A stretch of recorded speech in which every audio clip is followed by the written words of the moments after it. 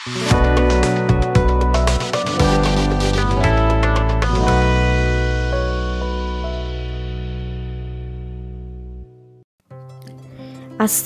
আলাইকুম everyone, welcome back to my channel recipes by Filza's mom. আজকের পর্বে আপনাদের জন্য নিয়ে এসেছি ফরিদপুরের ভাইরাল হওয়া সেই সজীব ভাইয়ের বিরিয়ানি দিয়ে তৈরি চিকেন চপের রেসিপি নিয়ে। আসলে আজকের রেসিপিটি মূলত সম্পূর্ণ আমি আমার অভিজ্ঞতার আলোকে তৈরি করেছি।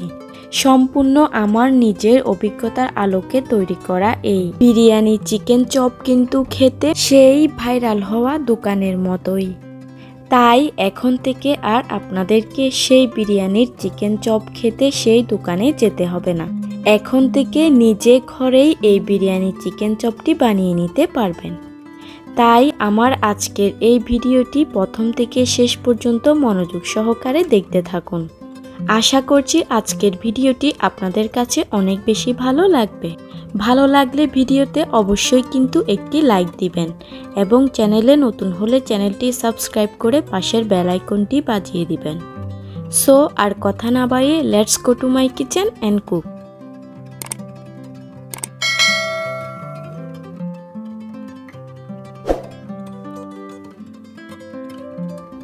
বিরিয়ানি চিকেন চপ বানানোর আগে প্রথমেই আমাদেরকে বিরিয়ানি রান্না করে নিতে হবে। তাই আমি এখানে 2 পিস মাঝারি সাইজের মুরগির মাংসকে এরকম টুকরা করে কেটে নিয়েছি একটি মাঝারি সাইজের আলু কিউব করে কাটা।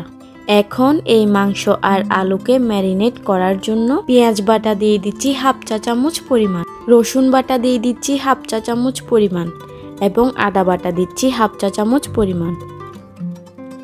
দিয়ে দিচ্ছি লাল মরিচের গুঁড়া 1 চা চামচ পরিমাণ, হলুদের গুঁড়া দিচ্ছি 1 চা চামচ পরিমাণ, দিয়ে দিচ্ছি ধনিয়ার গুঁড়া 1 চা চামচ পরিমাণ, 1 চা চামচ দিয়ে দিচ্ছি লবণ। এখন এই সব কিছুকে খুব ভালো করে মাখিয়ে নিতে হবে।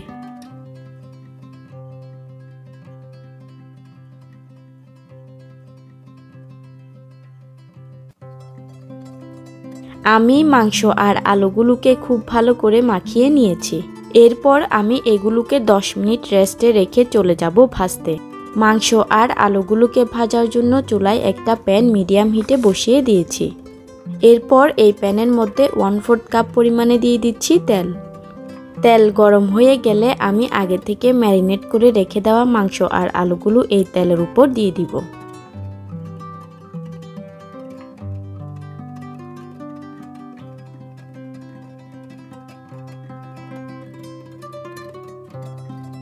সবগুলো মাংস আর আলু দেওয়া শেষ হয়ে গেলে এবার আমি এগুলোকে উল্টিয়ে পাল্টিয়ে ভেজে নিব। এগুলোকে 3-4 বার উল্টিয়ে পাল্টিয়ে হালকা ব্রাউন করে ভেজে নিতে হবে।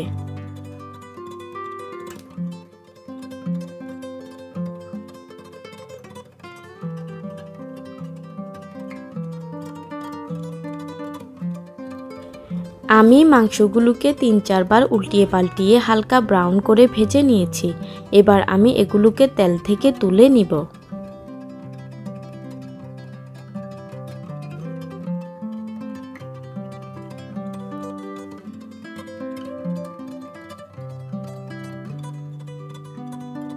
এরপর ওই একই প্যানের মধ্যে অবশিষ্ট তেলের মধ্যে দিয়ে দিব একটা মাঝারি সাইজের পেঁয়াজ কুচি।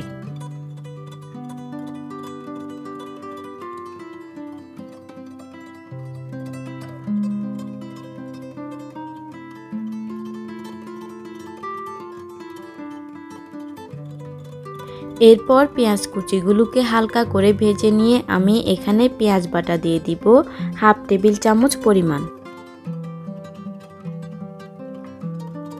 রসুন বাটা দিয়ে দিব হাফ টেবিল চামচ পরিমাণ, আদা বাটা দিয়ে দিব 1 চা চামচ পরিমাণ। এখন এই মশলাগুলোকে 1 মিনিট একটু ভেজে নিব। মশলাগুলোকে 1 মিনিট ভেজে নেওয়ার পর এবার আমি এখানে একে একে সবগুলো গুঁড়া মশলা দিয়ে দিব। দিয়ে দিচ্ছি মরিচের গুঁড়া হাফ টেবিল চামচ পরিমাণ, 1 চা চামচ পরিমাণ দিয়ে দিচ্ছি হলুদের গুঁড়া, ধনিয়ার গুঁড়া দিচ্ছি 1 চা চামচ পরিমাণ। এরপর আমি এখানে আমার হাতে তৈরি হোমমেড বিরিয়ানির মশলা দিয়ে দিব 1 টেবিল চামচ পরিমাণ। তবে আপনারা কিন্তু চাইলে বাজারের কিনা বিরিয়ানির মশলার প্যাকেটও ব্যবহার করতে পারবেন। আর আমার হাতে তৈরি এই বিরিয়ানির মশলার রেসিপি জানতে চাইলে আপনারা অবশ্যই আমাকে কমেন্টে জানাবেন।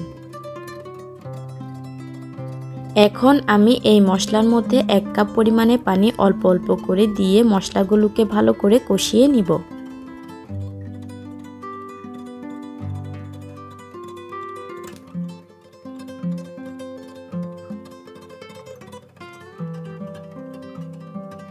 এই পর্যায়ে আমি এখানে আমার পরিমাণ মতো দিয়ে দিচ্ছি লবণ। তবে আপনারা কিন্তু লবণ একটু বুঝে শুনে দেওয়ার চেষ্টা করবেন, কারণ বিরিয়ানি মশলাতেও কিন্তু লবণ থাকে।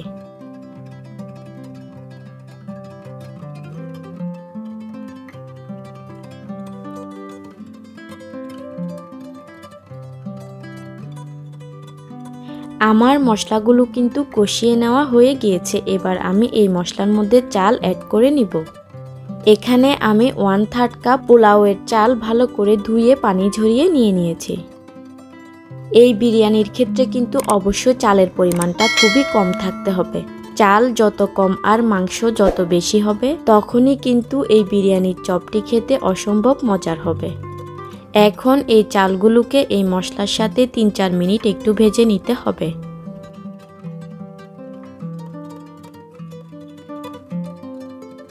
চালগুলোকে 3-4 মিনিট একটু ভেজে নেওয়ার পর আমি এখানে আগে থেকে ভেজে রেখে দেওয়া মাংস আর আলুগুলো এই চালের মধ্যে দিয়ে দিব।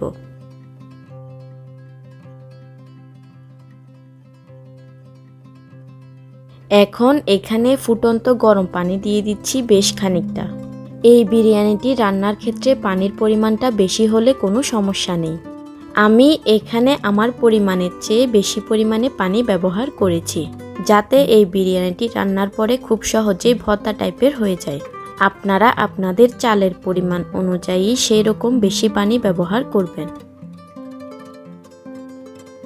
এখন আমি ঢাকনা লাগিয়ে এগুলোকে ভালো করে রান্না করে নিব। মাঝে 2-1 বার আমি ঢাকনা খুলে এগুলোকে নেড়ে দিয়েছি।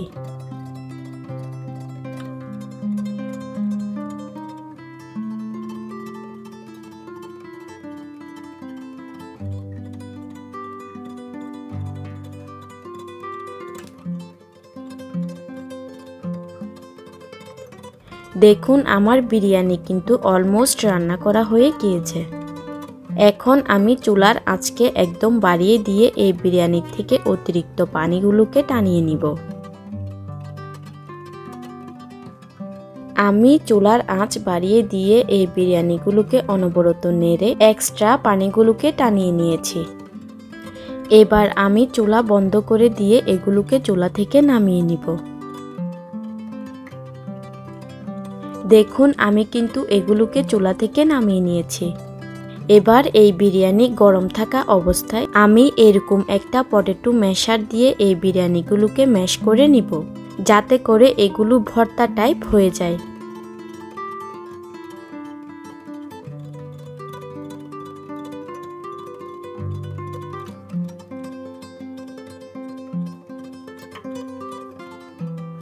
আমি এই বিরিয়ানিগুলোকে খুব ভালো করে ম্যাশ করে ভর্তা তৈরি করে নিয়েছি। এবার আমি এগুলোকে একটা সাইডে রেখে বেসনের গোলা তৈরি করে নিব। বেসনের গোলা তৈরি করার জন্য আমি এখানে একটা মিক্সিং বোলে প্রায় 1 কাপ পরিমাণে নিয়ে নিচ্ছি বেসন। দিয়ে দিচ্ছি 1 চা চামচ হলুদের গুঁড়া আর দিয়ে দিচ্ছি স্বাদমতো লবণ। এরপর আমি অল্প অল্প করে পানি দিয়ে হাতের সাহায্যে এই বেসনের গোলা তৈরি করে নিব। তবে আপনারা চাইলে এই পর্যায়ে হ্যান্ড উইক্সও ব্যবহার করতে পারবেন, তবে আমার কাছে হাত দিয়ে করলে বেশি সহজ মনে হয়।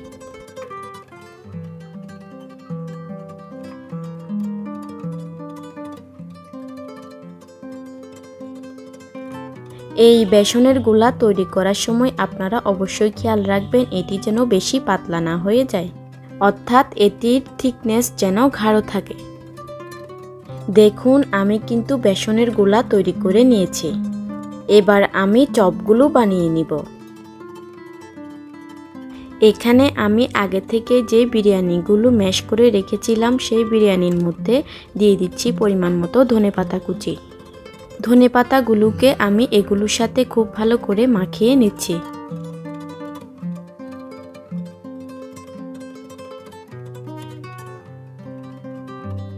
ধনেপাতা মাখিয়ে নেওয়ার পর এবার আমি একে একে চপগুলো বানিয়ে নিব। আমি কিভাবে এই চপগুলোকে বানিয়ে নিচ্ছি তা আপনারা দেখে নিশ্চয়ই বুঝতে পারছেন। তবে আপনারা আমার মতো এরকম করতে না চাইলে এগুলোকে এ পর্যায়ে বল শেপেরও করে নিতে পারবেন। আমি এরকম করে সবগুলো চপ এভাবে বানিয়ে নিব। দেখুন আমি কিন্তু সবগুলো চপ এভাবে করে বানিয়ে নিয়েছি। এবার আমি এই চপগুলোকে আগে থেকে তৈরি করে নেওয়া বেসনের গুলার মধ্যে একে একে দিয়ে দিব।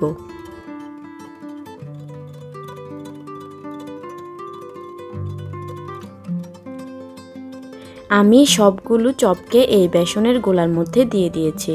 এবার আমি এগুলোকে ভাজতে চলে যাব চুলায়। চুলায় একটা কড়াইতে আমি পরিমাণ মতো তেল গরম হতে বসিয়ে দিয়েছি।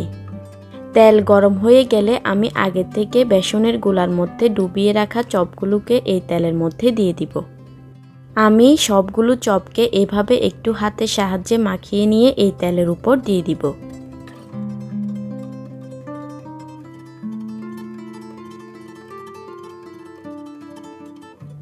এখন চুলার আঁচ মাঝারি রেখে এগুলোকে ৩-৪ বার উল্টিয়ে পাল্টিয়ে গোল্ডেন ব্রাউন করে ভেজে নিব।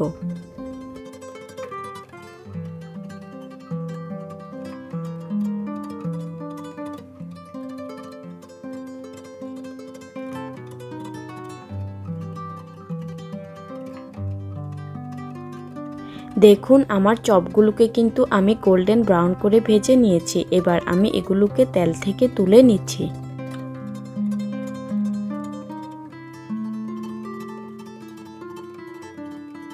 তৈরি করে ফেললাম অল্প সময়ে অসম্ভব মজাদার বিরিয়ানি চিকেন চপ। আশা করছি আজকের ভিডিওটি আপনাদের কাছে অনেক বেশি ভালো লেগেছে। ভিডিওটি এতক্ষণ না টেনে সম্পূর্ণ দেখার জন্য সবাইকে অসংখ্য ধন্যবাদ জানিয়ে আমি আজ এখানেই বিদায় নিচ্ছি। আল্লাহ হাফেজ।